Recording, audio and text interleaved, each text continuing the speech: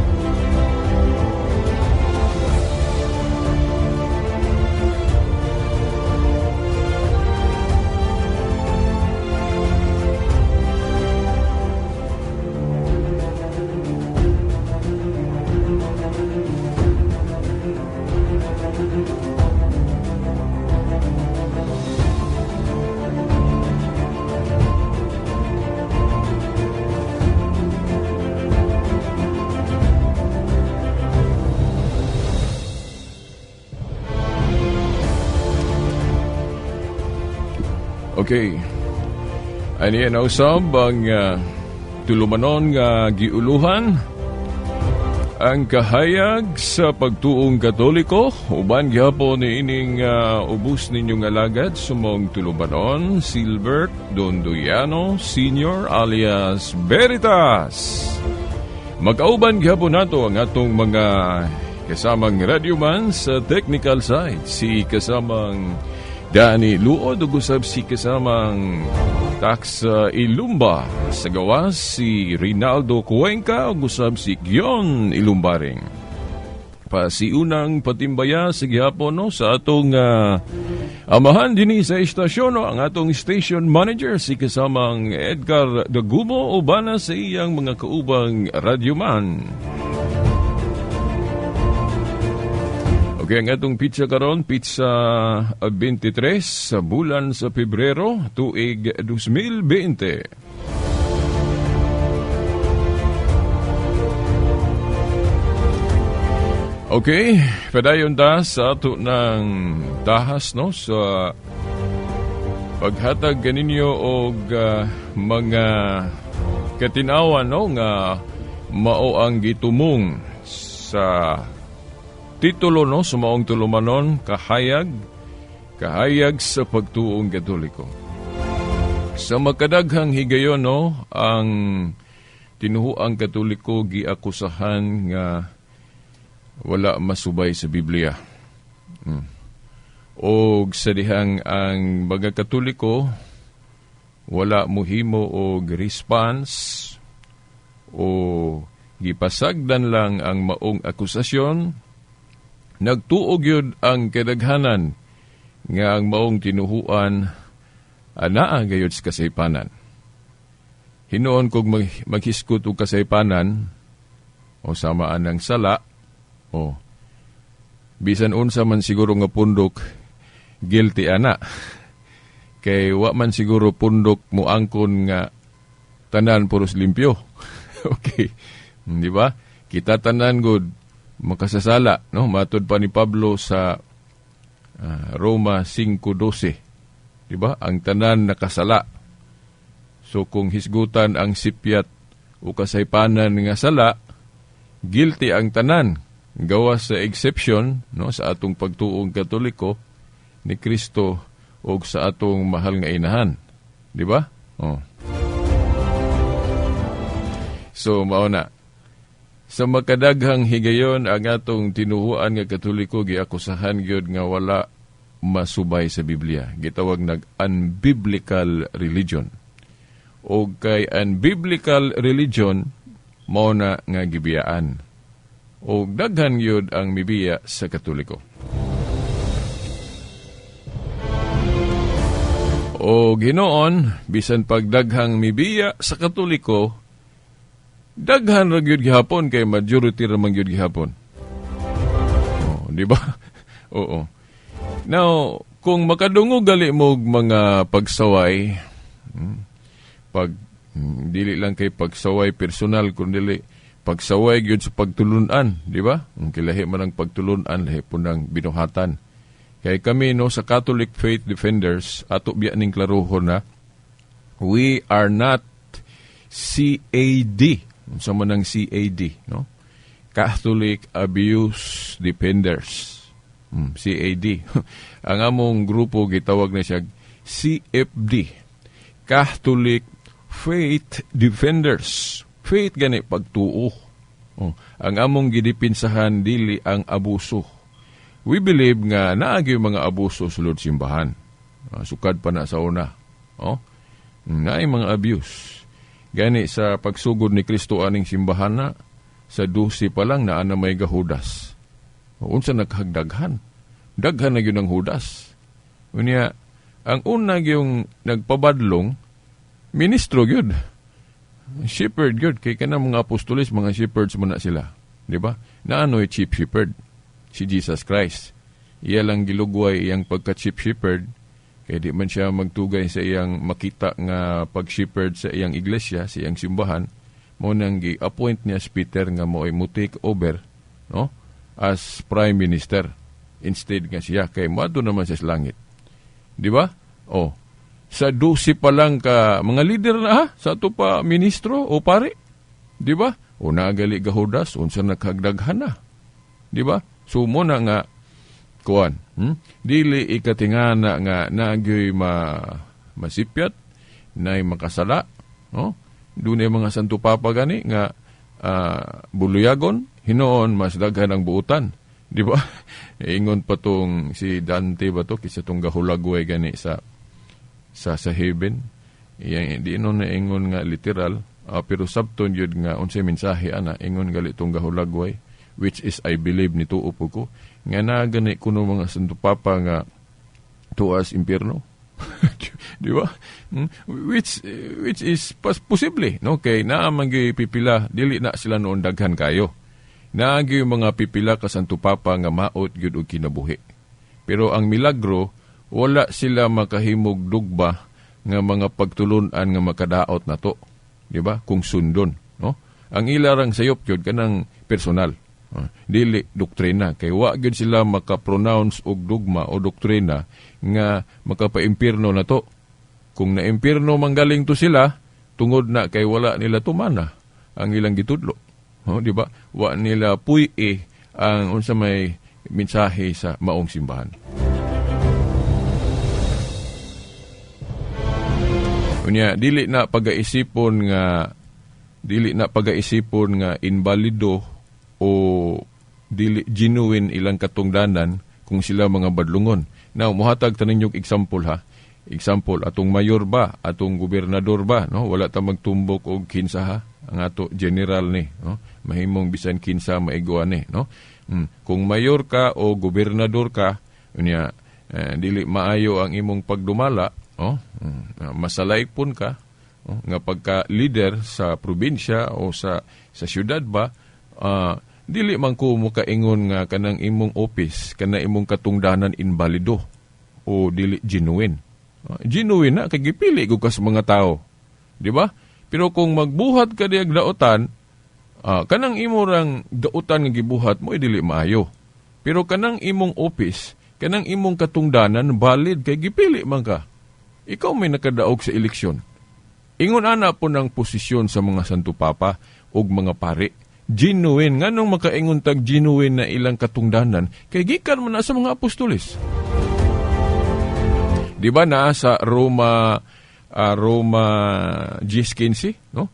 Roma Kapitulo 10, versikulo 15, unsaon man kuno pagminsahe o pagpanudlo kung wala siya gipadala. Sa in English ana, sent. Then sa buot pasabot ana, unsaon man kuno pagtudlo o pagsangyaw kung wala siya gi-authorize. Importante ng pag-authorize kay kung dili gud ta mo base anang pag-authorize nga pagpanudlo, bisan kinsa manggoy manudlo, bisan kinsa tuhuan mo nang mabahin-bahin ta.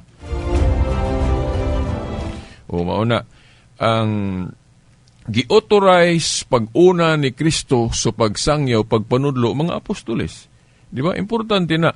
Dayon, ang mga apostoles po, gisugo sa Ginoo nga mag-appoint po ilang mga successor. Di ba? Nanas ba sa ni Pablo sa iyang suwat nga tukang Timoteo? Di ba? Bisag si Tito gani. Nagtudlo o mga musunod nila, ila pong mga mutabang nila. Di ba? Kaya ugwa na sila, kinsa may mupadayon sa pagpanudlo, no? Pagpadagan sa iglesia. Di ba? Unya, ang sistema nila sa pag-authorize, kanang gitawag og laying of hands, o kanang ordination. Nakaroon kung tanawon ko na to sa history, matod pa sa Hub 8:8, tanawon na to sa history, kiniramang ordination sa ato mga obispo, maong yo'y nakakunik, nakasumpay sa mga apostoles. Maunang naa nila ang genuine nga katungdanan, genuine nga office. So kung doon na may mga pare, doon na may mga obispo, bisan pag Santo Papa, kung nahimo silang makasasala, dili maayo ang ilang pagkapastor, dili maayo ang ilang pagkapastor, sa personal na nila. Pero kita God, kung kami, mga Catholic faith defenders, kung dipinsa mis Katoliko, dili man ka ng mga abuso nila, ang among gidipinsahan ang pagtuo, which is biblical po naman na sa 1 Pedro 5:13 o 13:5. Itong niingon ba si Pedro nga, pangandam kamo kanunay sa pagtubag kang bisan kinsa. Nga mangutana kaninyo mahitungod sa inyong paglaom. Nagalihubad po sa inyong pagtuo. Pero buhatan ninyo kini sa kalumuog pagtahod. No? Dili sa pagpanghambog o pagpasikat. No? Kalumuog pagtahod. So, kanang mutubag, defense man na. Diba? Defense man ng mutubag. Naagi translation sa Biblia, to make a defense. Sa reason ko no nga naa na to as a Christians. Okay, na naman yun, kung mahigugmata sa atong pagtuo, we have to defend it. Sumaw na, kanang mga nagtudlo na to ron, kanang mga mensahero sa atong matag pundok ron, ato po nang subayon kung musakay ba na atong giingon ni Pablo sa Roma 10:15 nga mga authorized ra yun mo yung makawali o makatudlo. Nganong importante man yun ang pag-authorize mga igsuon, no? Nga mga naminaw karon. Sa ako na laging giingon, kung dili maghatag og authority si Jesus Christ, sumulo taw nga bisan kinsa lang mutudlo aning atong Biblia. Di ba? O bisan kinsa. So kay bisan kinsa na mutudlo sa Biblia, sa ato pa magbahin-bahin. Iba mo man ganyan mahitabo. Pagkadaghan nga nagtuon doon sa Biblia nga ang ilang basihan sa ilang pagtuo sa Biblia nga, nagbasa man kog Biblia. O kanang among pastor, gabasa man nagbiblia, gatudlo man nagbiblia. Unya, may man mo tudlo niya, buutan po. Niya manggihatagon po. Atanan, maayo. So, tinuod na ni. Nadili man gunahingon ana. Kay, subayon man natutugion sa man to ni Kristo sa una pagsugod. Nagpili man siya mga tao, dili man tanan niyang gipili, di ba? Then ang iyang mga apostoles, gisugo po nila nga magtudlo po sila o humusunod nila within the group ra. Within the visible head nga gitukod ni Kristo. Gani, kadto galing mubiya aning punduka, matod pa ni Juan 1 Juan 2:18 ug 19, isipon pagaling Antikristo. Di ba? Sakit kay ikaw karon nga nagtudlo kag Biblia den tawgon lang kag Antikristo nga but naon gatudlo man kag Jesus Christ kay Biblia gud imong gitudlo. Pero kung sabto ng 1 Juan 2:18 ug 19, kung nibiya ka sa original nga gitukod ni Kristo nga pundok, one body of Christ, tawgon biya ka anag antikristo. Nasakit na, pero sa akong kabahin kung dili na nimo tinuyo nga nibulag ka kay para nimo husto ka, tawgon nato na sa moral analysis og indirect ang imong pagbiya. Okay, para nimo sakto man ka, dili ka guilty kay siguro walang kakasabot aning pundok ka. Di ba? Lisod magyud ni sabto ning tinuod nga pundok. Kay Dios ko'y gatukod ani si Jesus Christ. Di ba? Ang Dios kay kuan man na siya, mystery man na. Di ba? Natanawan ng Diyos. God is a mystery. Mo nang gitawag bitaw na ito Santissima Trinidad. Infinite good. Dili matugkad ang Diyos. Sumaon nang lisod yun na sabto ng gitukod sa Diyos. Di ba? Now, kanang atong nahibawan, bahin lang na. Di yun na kinatibukan. Sumaon na. Yeah, mao na nga kining Katoliko nga nagclaim gyud nga mao gyud apostolik na apal sa description pa lang niya ibutangan na gyud, di ba? Santa Iglesia Katolika Apostolika. Na sa description niya but pasabot nagsumikad nagsugod gyud ni panahon sa mga apostoles. Mo may but pasabot anang apostolika. No? So mo bitaw ng ubang mga pundok wala na nila butangi og description nga apostolika kay wala man na sila masumpay sa mga apostoles. Di ba? Kung anak ka pananglitan kanang gisugda ni Felix Manalo, no? Brother Felix Manalo, peace be upon him, no? We respect him, no? As a human being. Pero wala na to dawata iyang gitudlo kay supak naman yun sa original. Di ba? Oo.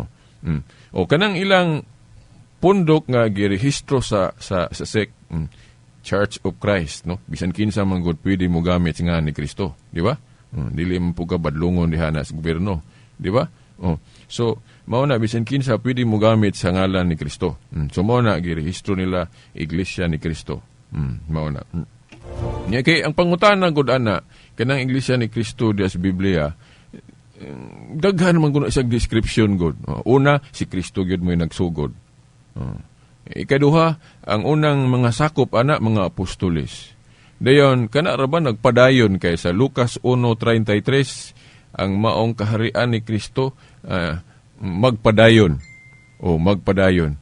So kung tanaw na to ang mga description, mga ilhanan, dili biya ka makaingon nga kumo gigamit ang ngalan ni Kristo tinuod na. Tanawon sa nato ng mga description o mga ilhanan. Una si Kristong gasugod. Asa na sugdi? Jerusalem. Unya kana ila Pilipinas gud. Unsaon man gud pagkatinuod ana. Parehas man gud anang kanang kwarta nato. Dili man kapataka og dawat og sukli. Tungod lang ka insakto ang nimtag. Di ba panalitan gisukli ay imong kwarta 1,000. Then ang imong napalit sa tindahan 300 lang. Then ang gisuklian ka og kanang 700, okay, 300 doon nakuha. Diha to pa, ang gisukli, 500 o kanang duha ka tag 100 piso bill. Then dawat din ka diretso. Imo biya po ng tanaw-tanaw, dili biya kay ngalan lang. Di ba? Pag 500 piso bill, sakto na ni. Imo biya po ng sagsihagon o basig piki. Di ba?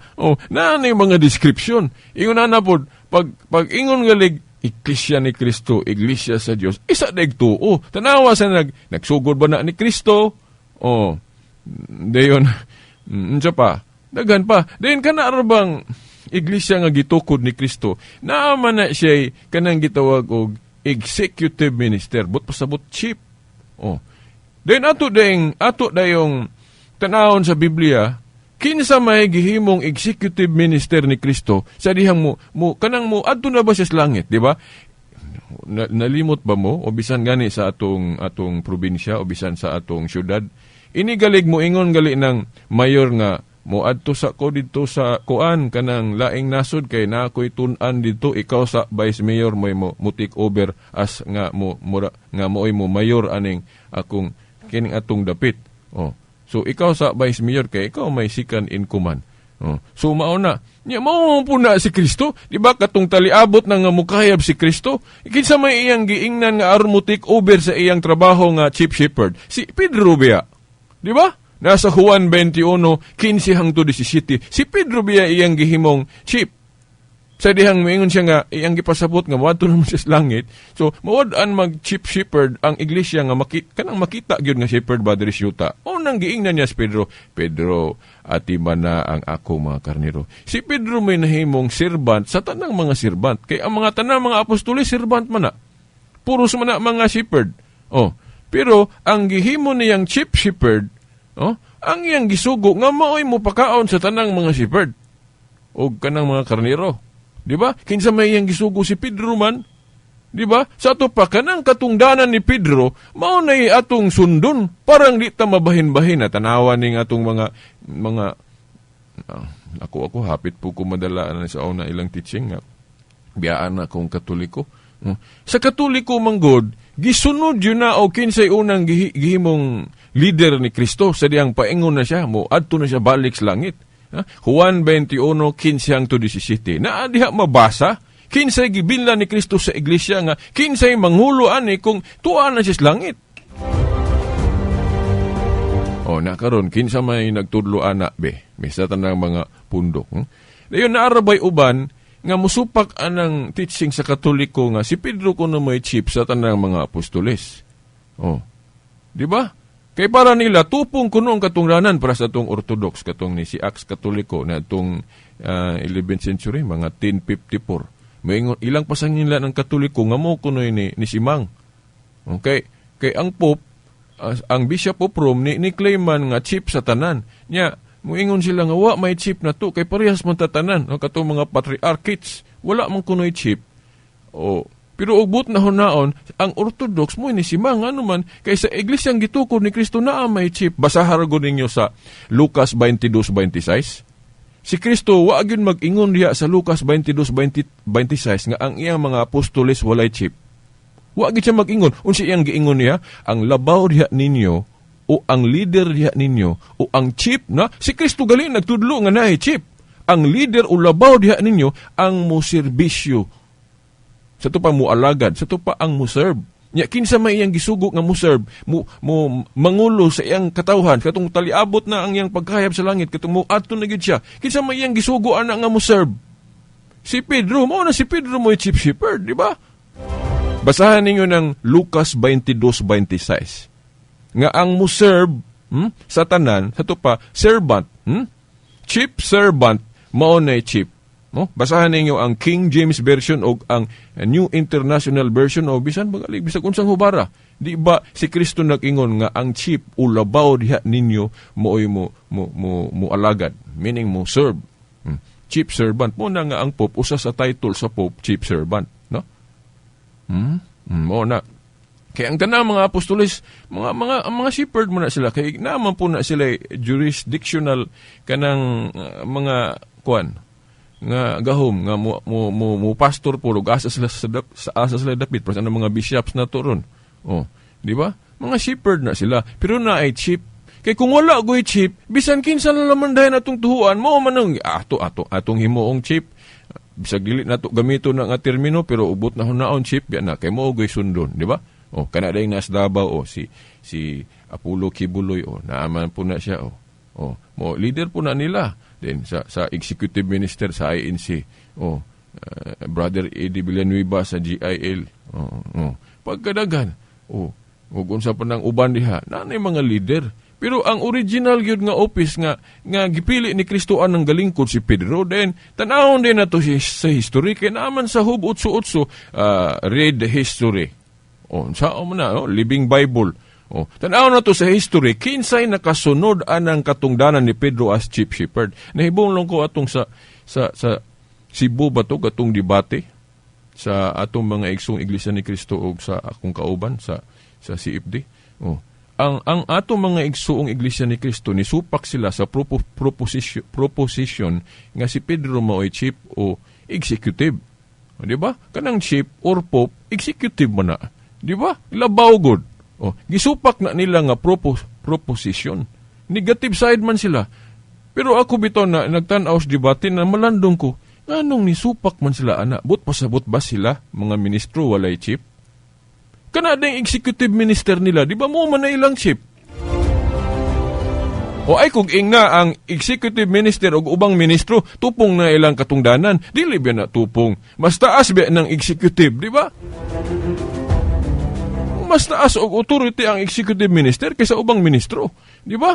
Unya nga nung gisupak man nilang proposition nga sa nga na ay chief sa mga apostoles na ay chief sa tupan na ay executive. Kinsa man si Pedro, no? Wa na koy panahon nga mo discuss pag-ayo ani.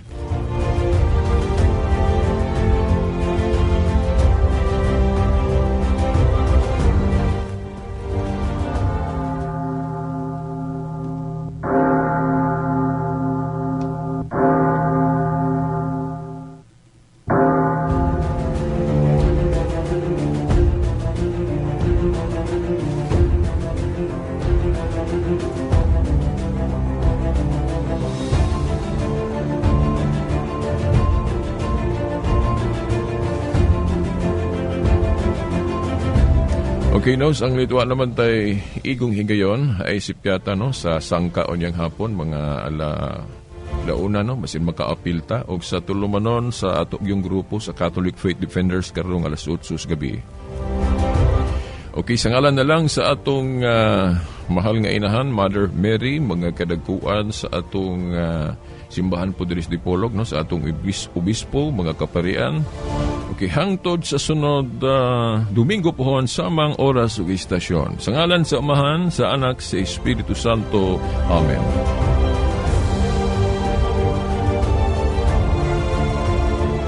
Radyo mo nationwide.